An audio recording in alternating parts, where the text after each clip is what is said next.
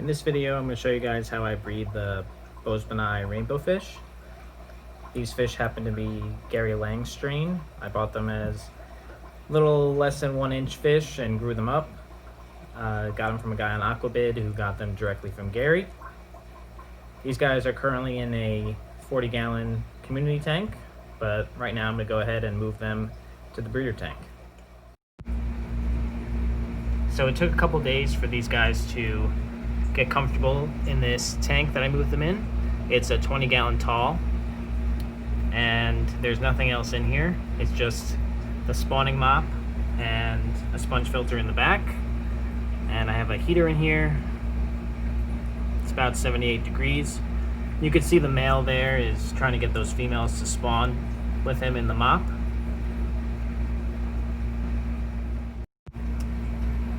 And I'll probably leave these guys in here for about 10 days so that they really fill up the mop.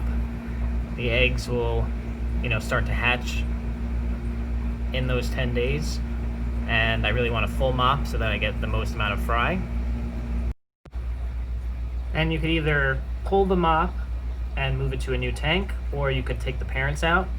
I think just the way I have my fish room set up right now, I'm gonna actually put the parents back in the display tank and have the fry grow up in this tank. So we'll check back in when I pull the parents out and we see some fry. So it's actually been a couple weeks since I removed the parents. I forgot to film as soon as I removed the parents. We had fry the next day, and they continued to hatch over the next few days because the parents were in there for 10 days. So you could see up front we've got some larger fry, and then we do have some smaller fry. We're less confident in the back. So we have some different sizes here because they've been hatching over the course of a few days. So these guys up front are a little bit older.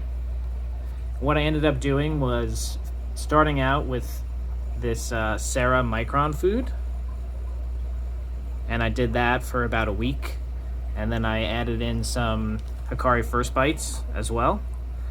And after a week, I did also do some baby brine shrimp, live baby brine shrimp, and the bigger ones were taking that, and the smaller guys were eating the fry food. And I still throw both in here. It's been about 3 weeks, but you can see we have a lot of fry with this method.